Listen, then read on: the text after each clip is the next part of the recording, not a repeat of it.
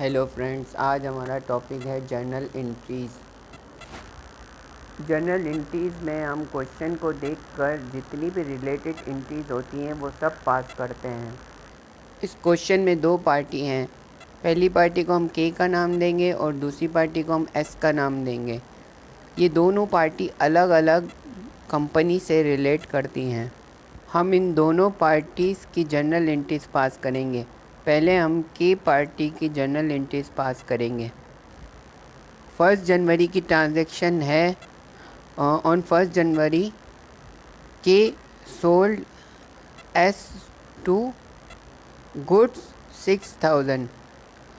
इसका मतलब ये है कि के ने एस को गुड्स सेल किया 6000 का। तो जो इसकी जो एंट्री बनी है वो के जर्नल में बनी है, तो एस को उसने रिसीवेबल कर दिया 6000 से, वो डेबिट हो गया और सेल्स जो है वो उसकी क्रेडिट हो गई। ये के जर्नल में एंट्री बनी है।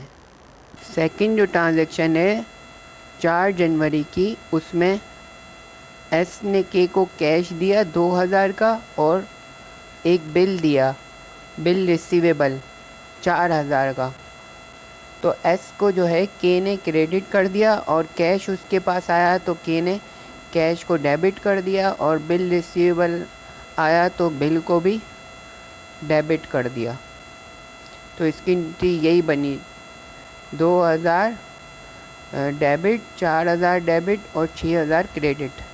7 अप्रैल को जब बिल रिसीवेबल की डेट थी, 3 महीने के बाद का बिल मिला था, जो 3 महीने बाद कैश होने वाला था, तो के ने वो बिल ए को दे दिया। के ए को पैसे देने थे के को, तो उसके बदले में उसको उन्होंने फुल एंड फाइनल सेटलमेंट करके बिल दे दिया 4050 का।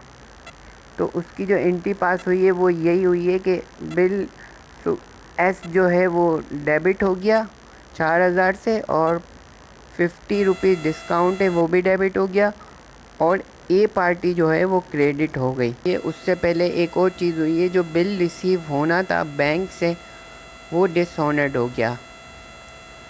डिसऑनर्ड होने के बाद जो एस जो पार्टी थी जिसका बिल रिसीव होना था, वो उन्होंने 60% पे कर दिया और जो है वो सेटलमेंट कर ली। तो 40% जो है वो उसमें चला गया, बैड डेट में चला गया। तो वो ये बनेगी कि बैंक डेबिट और बैड डेट डेबिट, ये 4000 का 60% है 2400 और जो 40% है वो 4000 का 1600 रुपये है, और जिससे हमें बिल रिसीव करना था 4000 का, उस पार्टी को क्रेडिट कर दिया। ये सारी एंट्री जो है वो के जर्नल में बन रही हैं। अब हम आते हैं एस के जर्नल में। पहले जो के का जर्नल था वो सेल्स की ट्रांजैक्शन थी, उसमें के ने सेल्स की थी एस को।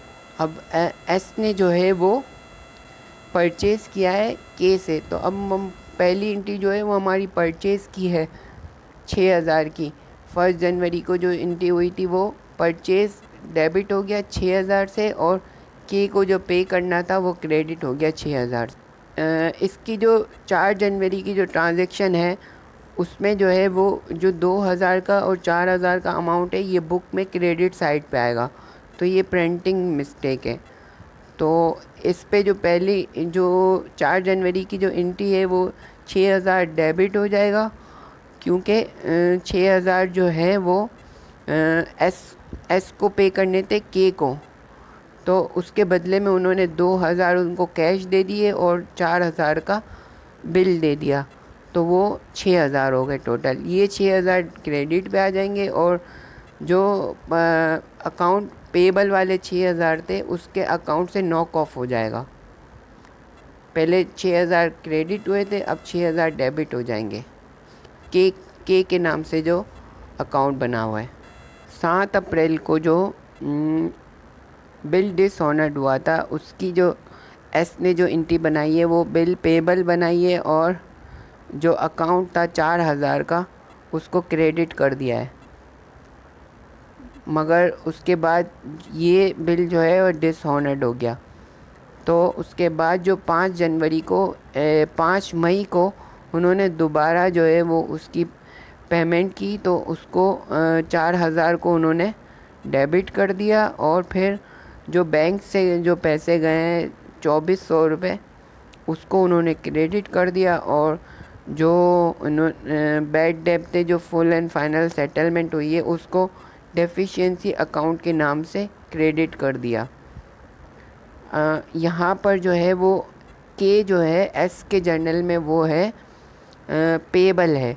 तो जब बिल डिसऑनर्ड हुआ था 7 अप्रैल की जो एंट्री बन रही है उस पर आप देखें, जब बिल डिसऑनर्ड हुआ था तो उन्होंने के को क्रेडिट किया है, क्योंकि पहली एंट्री डेबिट की है और दूसरी एंट्री क्रेडिट की है।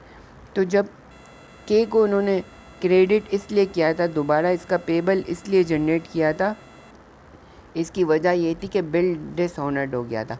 तो अब इनको आगे पे करना था दोबारा, तो 5 मई को उन्होंने फिर इसकी फुल एंड फाइनल सेटलमेंट की थी। इस एंट्री में इतना ही है, इसमें जो हमें खुद देखना होगा कि इसमें कितनी रिलेटेड एंट्रीज़ हैं, वो सब हमें अपने एक एक लाइन शुरू की लाइन से देखते हुए सारी एंट्रीज़ करनी होगी।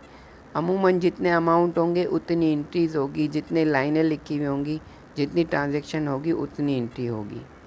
Okay, thank you.